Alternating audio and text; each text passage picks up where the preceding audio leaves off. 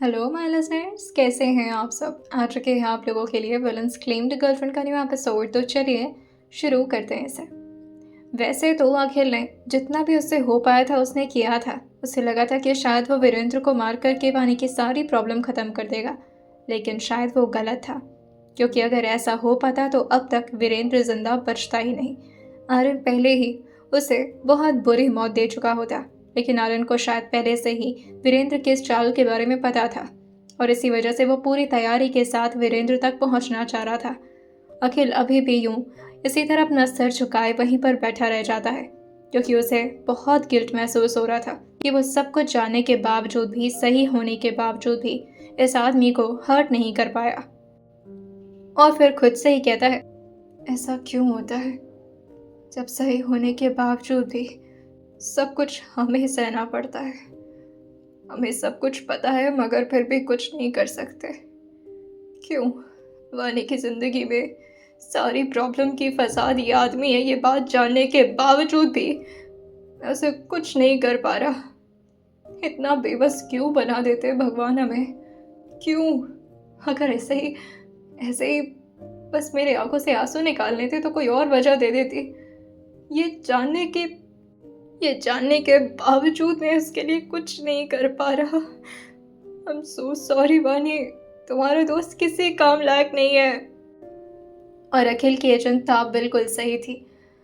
वैसे तो वीरेंद्र उसके साथ अब आगे क्या करने वाला है इस बारे में अखिल कुछ नहीं सोच सकता था और ना ही इमेजिन करना चाह रहा था, लेकिन कभी कभी होता है ऐसा, हम सही होकर भी सबके सामने झुक जाते हैं और गलत हमारे सामने सीना चौड़ कर खड़ा रहता है। अखिल बहुत टूट करके घर वापस आया था और वानी से तो अपनी नज़रें तक नहीं मिला पा रहा था। दोपहर के वक्त सारे लोग जो कि एक साथ ही खाना खा रहे थे और आर्यन वानी को छोड़ करके कहीं जाना नहीं चाह रहा था। इस वजह से वो अपने लापी को अपने सामने रखा हुआ था। जहाँ सबके सामने इस वक्त खाने की थाली थी, वहीं उसके सामने उसका लैपटॉप था जिस पे वो काम कर रहा था और दूसरे हाथ से वानी को खाना खिलाया जा रहा था। वैसे तो वो अखिल के ही लोकेशन को ट्रेस करवा रहा था, लेकिन जब तक वो ट्रेस करवाता तब तक वीरेंद्र से सारी बातचीत अखिल की पहले ही हो चुकी थी और वो तो अब इसी जगह के लिए वापस लौट रहा था। तो इस वजह से लोकेशन ट्रेस करने का कोई फायदा नहीं बचता। और जैसे ही अखिल अपना चेहरा यूं लटकाए हुआ अंदर की तरफ आता है, आर्यन उसे इस वक्त कुछ भी पूछना मुनासिब नहीं समझता, लेकिन वो इतना तो समझ गया था कि मामला कुछ तो ऐसा है जो अखिल उससे छुपा करके कर रहा है और कोई तो ऐसा काम है जिसके बारे में आर्यन को भनक नहीं लगने दे रहा है अखिल। लेकिन उसे अखिल के स्मार्टनेस पर इतना तो भरोसा था कि आर्यन के इतना समझाने के बाद अखिल कोई भी गलत कदम उठाने के बारे में नहीं सोचेगा और इसी वजह से वो इस बारे में ज़्यादा नहीं सोचता और अपने लापी को बंद करके वानी की तरफ देखते हुए उसे खाना खिलाने लगता है। अब वानी धीरे धीरे न जाने क्यों इस आदमी के साथ थोड़ा थोड़ा कंफर्टेबल होने लगी थी। जिस तरह से आदमी उसको पैम्पर कर रहा था, केयर कर रहा था, उसे हल्की खांसी भी आ जाती तो वो बहुत ज़्यादा परेशान हो जाता और अपने हाथ से उसे पानी तक पिला रहा था। अखिल का चेहरा जो कि इस वक्त हल्की ठंडी और साथ ही उदासी की वजह से बहुत लाल हो गया था, अब वो जाकर के दूर एक कोने में बैठता है जहां पर उन लोग की नजर ना पड़े। तभी नेहा भी अपनी जगह से खड़ी हो गई थी और वो भी आकर के पीछे से अखिल को धीरे से टैप करते हुए पूछती है, कोई बात है क्या? इतने परेशान क्यों लग रहे हो? सब ठीक तो है? तभी अखिल जो कहता है, नहीं सब ठीक है, और क्या, कुछ कुछ नहीं हुआ, मैं तो बिल्कुल ठीक हूँ, मुझे क्या होगा। लेकिन उसकी हंसी में भी उसका दर्द साफ नजर आ रहा था। नेहा जो आकर के उसके ठीक सामने बैठती है और फिर धीरे धीरे उसके हाथों को अपने हाथ में लेते हुए कहती है, मैं भले ही बच्ची हूँ, आपकी उम्र की नहीं हूँ, मगर समझ में आता है मुझे कि कब कौन ठीक है और कौन नहीं। क्या बात है? अगर आप कंफर्टेबल हो तो बता सकते हैं, वरना मैं जिद नहीं करूँगी। तभी अखिल कहता है, मैंने क्यों जिद की? अरे ने मना किया था। मैं पहली बार खुद को इतना मजबूर महसूस कर रहा हूँ। मेरे सब कुछ सामने हो रहा है और मैं फिर भी कुछ नहीं कर पा रहा। मेरा दिल ऐसे भारी सा हो रहा है नेहा, कहीं मेरे इस मूव की वजह से कोई दिक्कत ना हो जाए। नेहा अखिल की एक बात नहीं समझ रही थी कि आखिर वो बात किस बारे में कर रहा है। तभी अखिल आगे कहता है, मुझे लगता है कि कभी कभी भगवान भी हमारे साथ नहीं होते। ऐसा कैसे कर सकते हैं वो? हमेशा ऐसा ही होता है, हर युग में ऐसा ही हुआ है। गलत लोग हमेशा आगे होते हैं और जो सही होता है उसे बहुत सफ़र करना पड़ता है। सच्चाई के साथ भी वो हमेशा हारता है। ये सुनकर नेहा जो कहती है, ऐसा कब हुआ है, क्या आप मुझे बता सकते हैं? हाँ, मुझे ज़्यादा हिस्टोरिकल चीज़ों के बारे में अब नहीं पता, मगर फिर भी जहाँ तक मैंने रामायण और महाभारत देखी है, मुझे ऐसा नहीं लगता कि आप जो बोल रहे हैं वो सही है, क्योंकि रामायण में भी श्री राम की जीत हुई थी और महाभारत में पांडव की। ये सुनकर जैसे ही अखिल थोड़ा सा शांत हुआ था, वो कुछ सोचते हुए कहता है, लेकिन उस महाभारत के चक्कर में द्रौपदी को क्यों इतना सब कुछ झेलना पड़ा? उनकी क्या गलती थी? उन्होंने तो कुछ गलत नहीं किया था ना? तभी नेहा कहती है, कभी कभी कुछ अच्छा होने के लिए पहले कुछ गलत होना ज़रूरी होता है। और वैसे भी अगर वो चीरहरण ना होता तो फिर आज सारी लड़कियां कान्हा पर भरोसा कैसे करती? उनकी हर उम्मीद कान्हा से शुरू और कान्हा पर ख़त्म कैसे होती? सबको पता है कि द्रौपदी का चीरहरण कान्हा ने होने नहीं दिया था, क्योंकि द्रौपदी ने उन पर भरोसा दिखाया था। और बस ये शायद इस चीज़ को दर्शाता है कि अगर हम ईश्वर पर भरोसा रखें तो हमारे साथ कुछ गलत नहीं होगा। बस आखिरी वक्त तक हमें अपना भरोसा नहीं तोड़ना। और अगर मुश्किल वक्त में आपके दिमाग में आपके ईश्वर आते हैं तो सब ठीक होने वाला होता है, तभी तो आप पॉजिटिव सोच पा रहे हो। वैसे तुम इतना परेशान क्यों हो? अखिल जो इस वक्त बहुत ज़्यादा टूटा हुआ महसूस कर रहा था और एकदम से वो अपने घुटनों पर आकर के नेहा के करीब बैठते हुए कहता है, क्या तुम मुझे गले लगा लोगी? मुझे ज़रूरत है इसकी, प्लीज़। नेहा जो कि अखिल की आंखों में आंसू देख रही थी, जो शख्स हमेशा सबको हंसाता रहता था आज वो खुद रो रहा है। वो भी उसी की तरह घुटनों पर बैठती और फिर यूं ही नीचे की तरफ बैठे हुए दोनों एक दूसरे को काफ़ी ज़ोर से हक कर लिए थे। और इस वक्त धीरे धीरे नेहा उसके सर पर हाथ चलाते हुए कहती है, सब ठीक हो जाएगा। मुझे नहीं पता तुम क्यों इतना परेशान हो, मगर ये समझ लो कि जो भी होता है ईश्वर की मर्ज़ी से होता है। और मैं तो अपने कान्हा पर बहुत बिलीव करती हूँ। और तुम्हें पता है ये बिलीव मुझे कहाँ से मिला है? ये सुनकर अखिल कहता है, कहाँ से? अपनी मम्मा से। ये सुनकर नेहा कहती है, थोड़ी सी मम्मा टाइप ही है वो वानी से। वानी बहुत स्पिरिचुअल है, हमेशा अपने कान्हा पर भरोसा करती है। जैसे ही अखिल ने यह सुना था उसका मुंह और ज़्यादा लाल होने लगा था, क्योंकि फिर वो अब और ज़्यादा रह नहीं पाता और फिर खुद से कहता है, अगर वो कान्हा पर इतना भरोसा करती हो तो कान्हा उसके साथ ऐसा कैसे कर सकते हैं यार? प्लीज़, मेरी जो भी गलती हुई उससे वानी को कुछ नहीं होना चाहिए भगवान। नेहा पूछती है, वानी को क्या होने वाला है? क्या क्या वानी खतरे में है? नहीं, अभी तो वो हॉस्पिटल से वापस आई है ना। प्लीज़ मुझे बताओ अखिल, सब ठीक है ना? अखिल कहता है, हाँ सब ठीक ही होगा। तुमने अभी अभी तो कहा कान्हा हमारा साथ देंगे, बस वो थोड़े टेस्ट ले रहे हैं हमारे, हम उन पर बिलीव रखते हैं। हाँ सब ठीक होगा। अखिल और नेहा की बात के बारे में किसी को कुछ भी नहीं पता था, और जब दोनों ठीक हो जाते हैं तब जाकर के वो लोग फिर से आकर के गार्डन के पास बैठे थे जहाँ इस वक्त सारे लोग बैठे हुए थे। और वानी जो कि इस वक्त झूले पर थी, धीरे धीरे आर्यन उसको पीछे से झूला झुला रहा था। और तभी वानी जो आर्यन के मूड को अच्छा देखकर धीरे से कहती है, आप ज़रा एक मिनट के लिए रोकेंगे इसे? तुरंत ही उसके झूले को रोकता है और फिर उसके सामने आते हुए कहता है, बताओ क्या वो ज़्यादा तेज झुला रहा हूँ? वानी कहती है, नहीं वो मुझे आपसे कुछ बात करनी थी, आप गुस्सा तो नहीं करेंगे? वो विराट से इतना डरती थी कि उसे हर बात बोलने से पहले परमिशन लेना पड़ता था। आर्यन उससे कहता है, नहीं अगर ऐसी कोई बात ना करो तो बिल्कुल गुस्सा नहीं करूँगा। क्यों? तो वानी धीरे से खड़े होते हुए बोलती है, अगर आपके परमिशन हो तो मुझे अपनी मम्मा से मिलने जाना है, सिर्फ मम्मा से मिलूँगी, उनको गले लगाना है ज़ोर से। वैसे तो मेरी हिम्मत नहीं हो रही कि मैं उनके पास जाऊँ, पर फिर भी मुझे मिशू और मम्मा की बहुत याद आ रही है, क्या मैं जा सकती हूँ? इतना प्यार से उसने आर्यन से ये बात पूछी थी, और आर्यन को इसमें कहाँ कोई तकलीफ थी, क्योंकि उसे तो पता था कि सुनीता जी वानी के हमेशा अच्छा ही चाहती हैं और सुनीता जी अभी भी वानी पर भरोसा करती हैं। उन्हें कोई एतराज़ नहीं है वानी के साथ जो भी कुछ हो रहा है, वो हमेशा उसके साथ खड़ी हैं, क्योंकि वो भी तो एक औरत थी। और इस बात पर आर्यन कहता है, तुम्हें इतना घबरा क्यों रही थी ये बात बोलने में? तुम्हारी अपनी मॉम है, इट्स ओके कि मैं तुम्हें ऑन करता हूँ, मगर फिर भी तुम्हारी मॉम से तुम्हें कभी अलग नहीं करूँगा। हाँ मगर तुम अकेले मत जाना।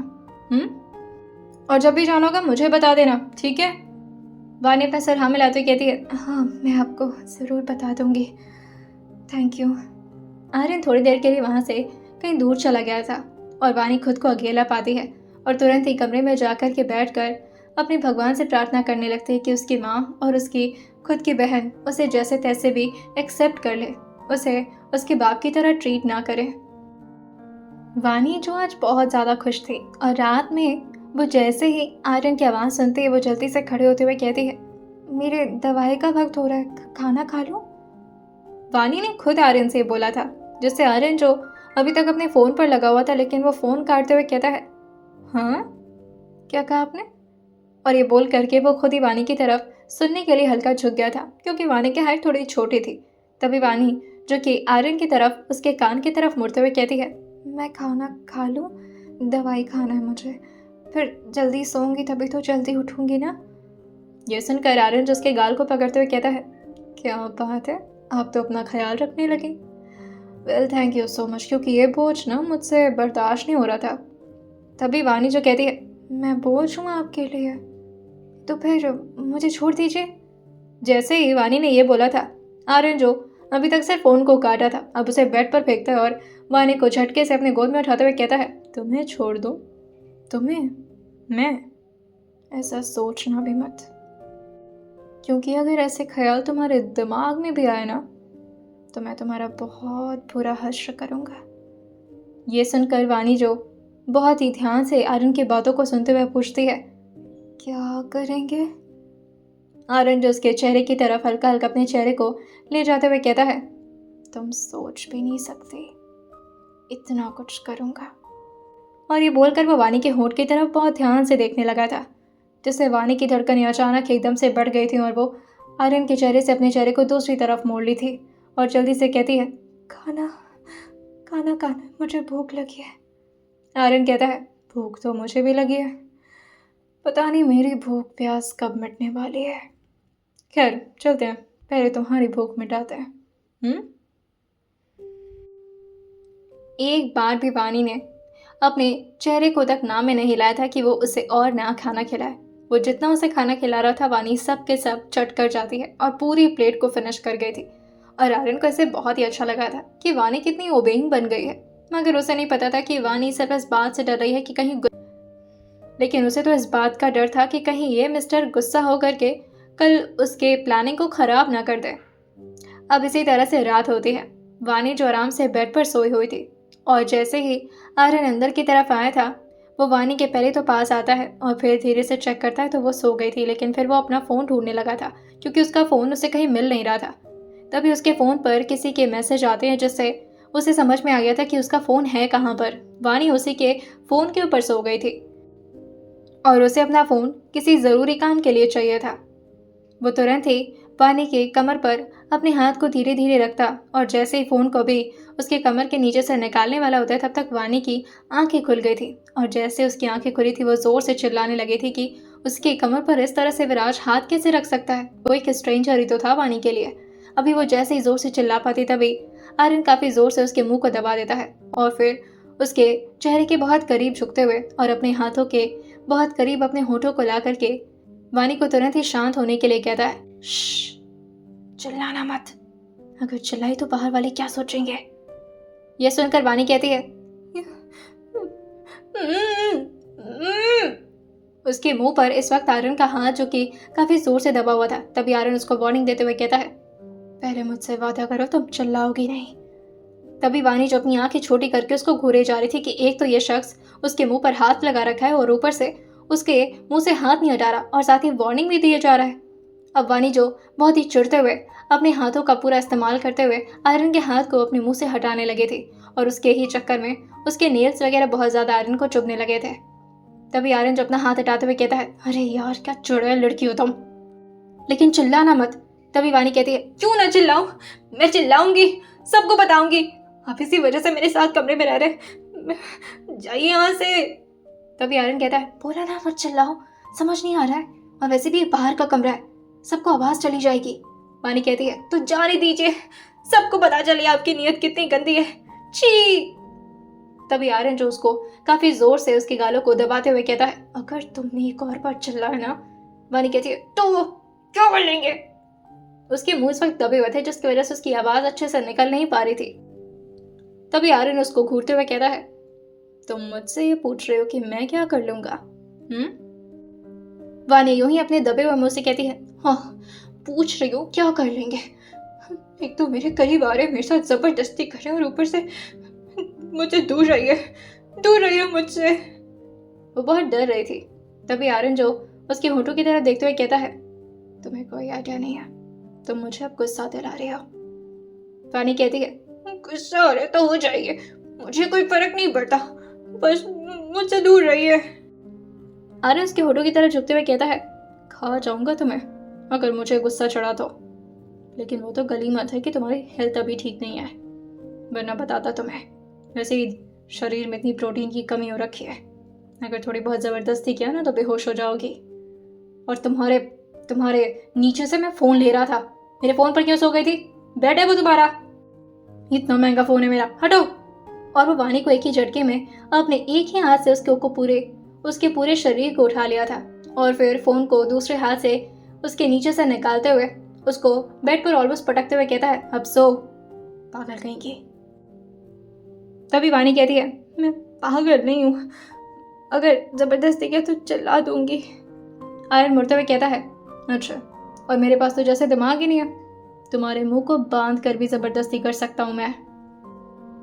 इस बात पर वानी कुछ नहीं कहती, बस अपने चेहरे को मोड़ ली थी दूसरी तरफ, लेकिन वो लेटती नहीं। अब आर्यन जो कि काम कर रहा था और साथ ही इस वक्त किसी से फोन पर बात, लेकिन उसके साथ उसकी नजर बार बार वानी पर जा रही थी, जो कि इस वक्त रह रह करके आर्यन की तरफ ही देख रही थी, वो भी डर डर करके कि कहीं यह शख्स फिर से उसके करीब तो नहीं आ रहा।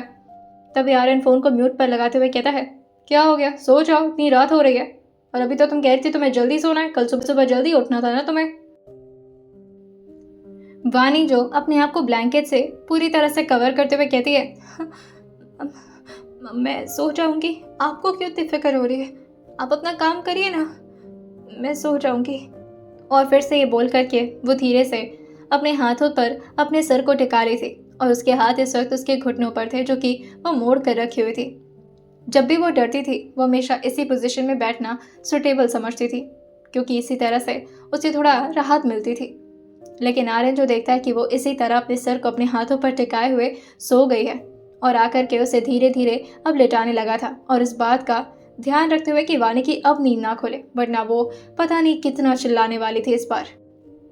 जैसे जैसे आर्यन उसको लेटा करके धीरे से सुलाया था, उसको हंसी भी आ रही थी वानी के हरकतों पर। और फिर वो धीरे से कहता है, तुम्हारी हंसी वापस देखनी है मुझे, कितना झगड़ा करती थी मुझसे, याद है क्या क्या बुलाती थी मुझे। वैसे मेरी चीकू, बहुत जल्द तुम्हारी लाइफ में सब कुछ ठीक कर दूंगा मैं, सब कुछ सही होने वाला है। और ये वीरेंद्र और उसका बेटा ऑलमोस्ट मेरे हाथ में आ चुका है, अब मेरी वानी को कोई तंग नहीं करेगा।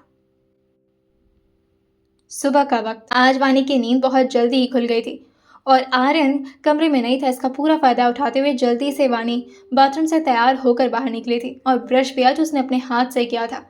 ड्रेसिंग भी वो खुद के हाथ से ही करने वाली होती है, लेकिन तब तक आर्यन अंदर की तरफ आ गया था, और फिर वानी की तरफ देखते हुए कहता है, क्या बात है, आज तो आप तैयार हो गई, वैसे ज़्यादा खूबसूरत नहीं लग रही हो।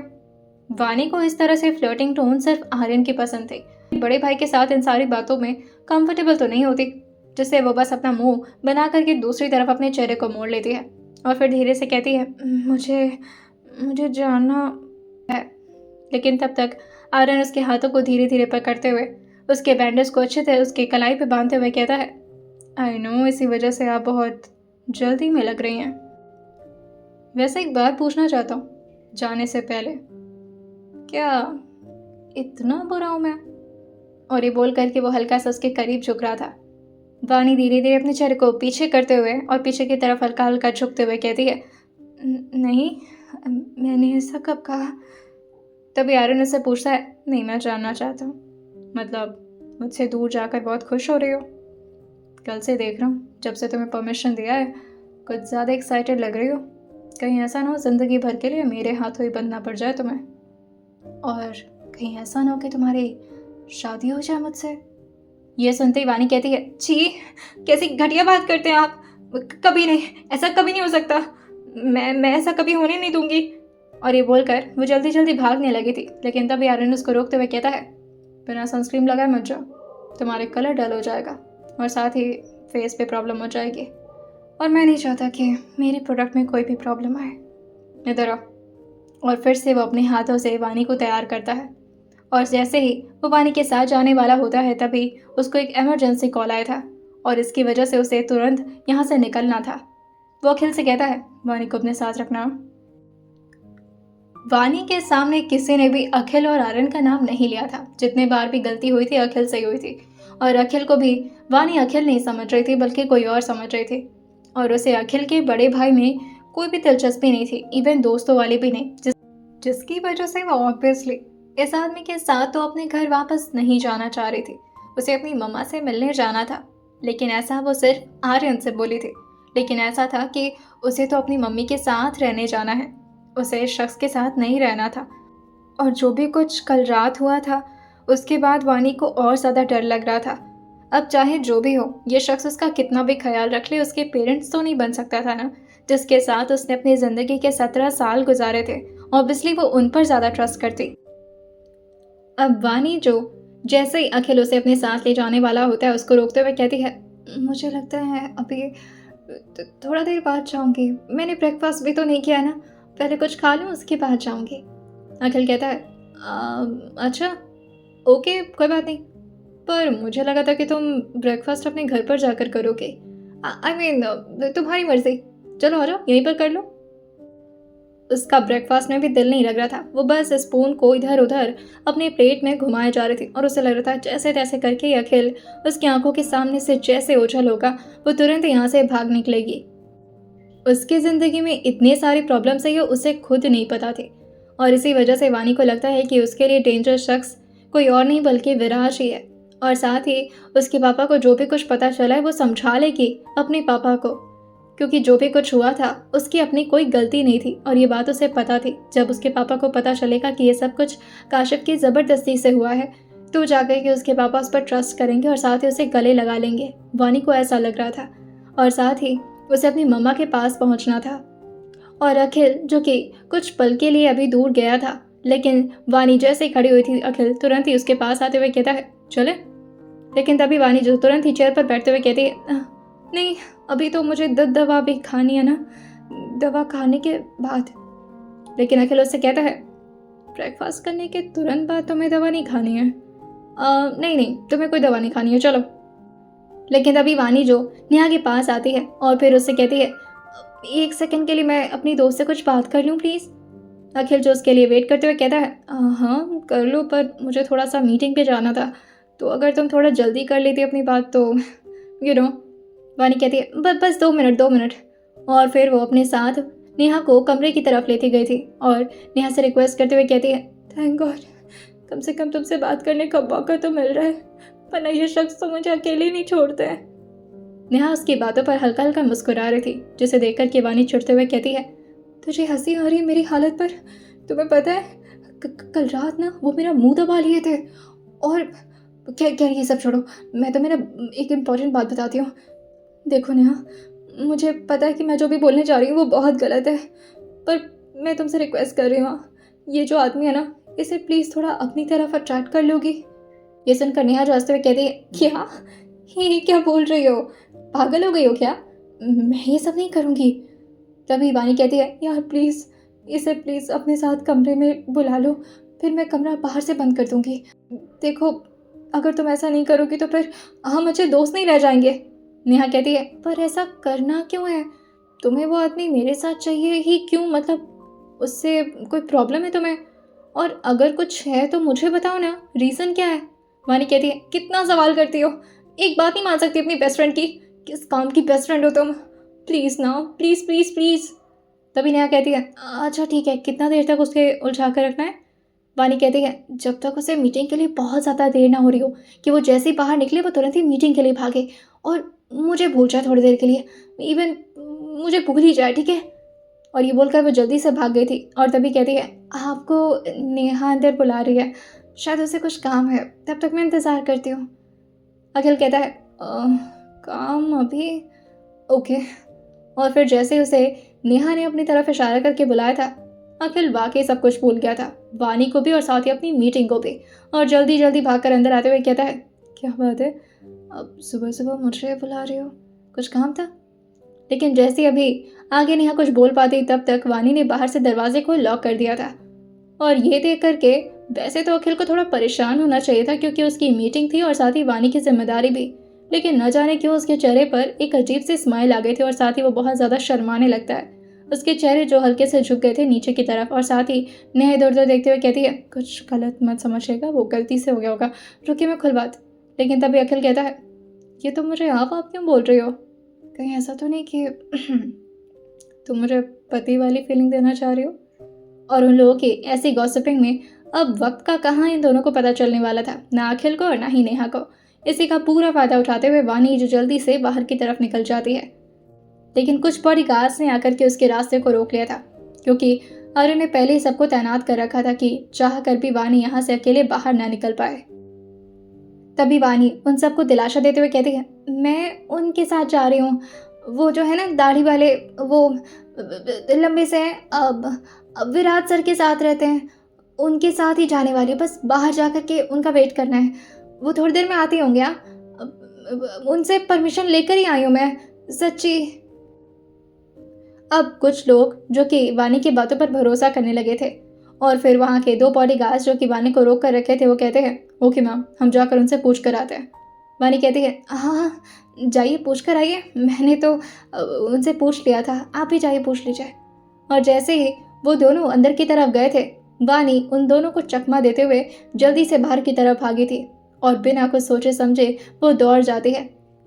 उसे अपने घर का और सोसाइटी का एग्जैक्ट एड्रेस पता था, और साथ ही उसके इसी शहर में 17 साल बीते थे, जिसकी वजह से उसे अपने घर पहुंचने में ज़्यादा दिक्कत नहीं होती।